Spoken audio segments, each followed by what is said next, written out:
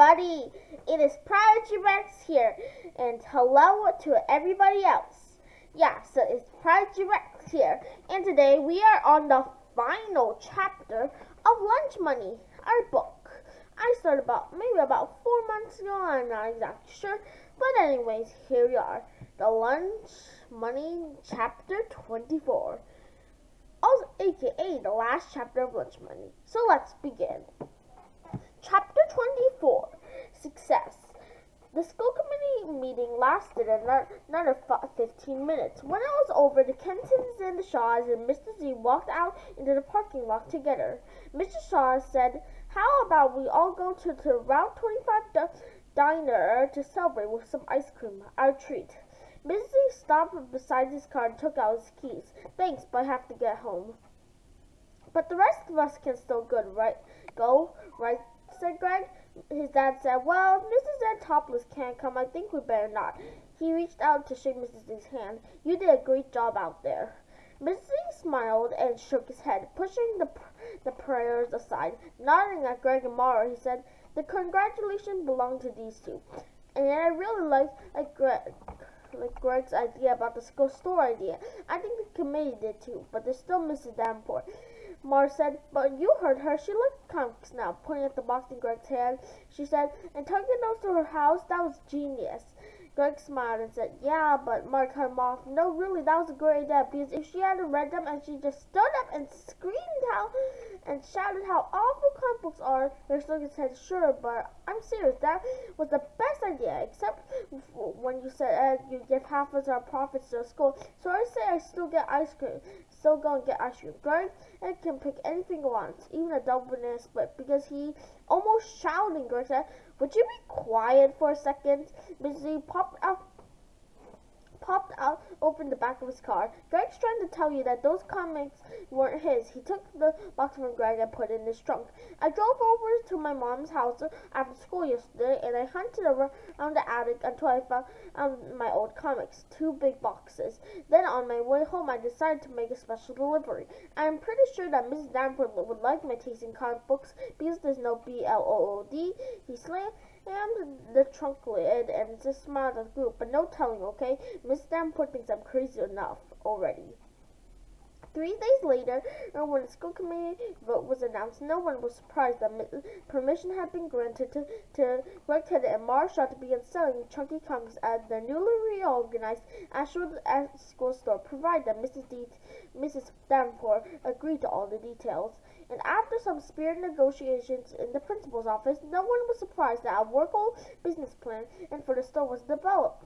The trial period of 2 months was agreed to. Mrs. Davenport even agreed to be a member of the product approval committee.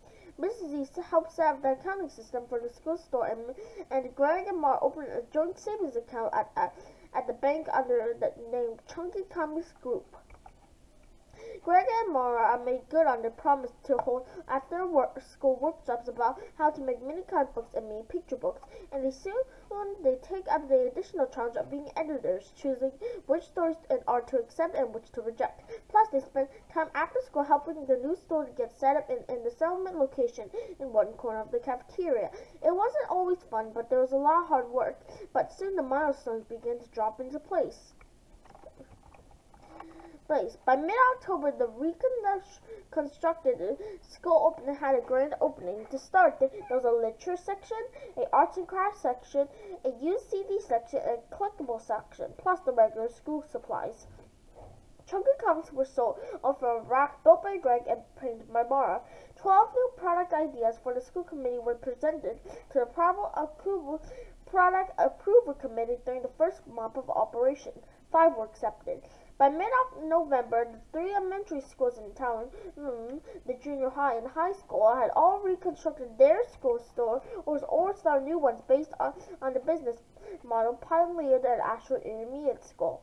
The Chunky Comics rack was a popular feature at each of the new locations. The November sales of Chunky Comics were huge. 436 copies of The Lost Unicorn of Return of the Hunter and 424 copies of The Lost Unicorn. The production crew had to work new afternoons, nights, and one full weekend to keep up with the demand. Near the end of November, Chunky Comics Group had used some of its early profits to purchase an electric stapler and a good paper cutter to improve the speed and quality of their bonding and trimming operations. In December, Chunky Comics Rack offered 3 new mini-comics, plus the original 2.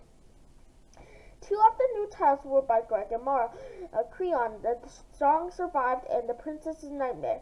The third was a science fiction comic written by Ted Kendall, drawn by Mara, and inked by Greg. It was called The Trumpets of Mars. In December, Mara began working on a new volume of mini-comics about a girl detective in computer genius called Haxie Spectrum. The first 2 issues were a big hit, and that led to 4 more Haxie titles through the school year. Over the Christmas holidays, Greg and Marga got some help from another 6th grade friend and launched a simple website at chunkycomics.com to tell the story of the business and also to collect email addresses for an internet version of the Chunky Comics Club. In January, Chunky Comics Club also issued a non-fiction mini-comic book called The ProdigyRex and the Golden Section, and written by Anthony Xantopoulos, drawn by Mar, and inked by Greg. It was not one of the big sellers. By February, ChunkyComics.com was attracting more than 1,100 visitors each week. By April, Chunky Comics Club monthly email newsletter was going up to more than 2,300 subscribers, and the first internet orders were shipped. The sales of Chunky Comics at the school stores remained strong. By May, comic book collectors on eBay were offering $5 to $7 for a copy of Chunky Comics Volume 1, Number 1 in fine condition. In June, Mr. Z received approval to teach during the summer local community college, and he had to develop a course called Turning Businesses Ideas into Realities. Through all the ups and downs in an incredibly busy school year, Mara and Greg both finished with grade averages between B plus and A-, a tie or almost a tie. Greg and Mara's partnership survived 5 Mr. Archie disagreements, 4 heated arguments about money, 2 bonding argument sessions with Mr. Z, and 1 awkward attempt of holding hands. In late June, Greg and his dad got a call from a woman who worked in one of the big book clubs. She wants to know if Greg was interested in exploring the possibility of a national distribution deal for Chunky Comics. After consulting with the other key members of the group, Greg decided he was. Up on the stage during the awards assembly on the last day of school, Greg, Mara, and Mr. Greg handed Mrs. Davenport a check for $1,221, a donation to the Astro Intermediate School Library on behalf of all the vendors who had sold their products through the school store. $923.38 of the total donation came directly from the Chunky Comics Group, and Greg could not believe how good it would feel to give that money away. And that's the end of chapter 24 and the end of Lunch Money. I hope you enjoyed this book, and make sure to smash the subscribe button and ring that notification bell for more content. Bye bye, and have a good rest of your day.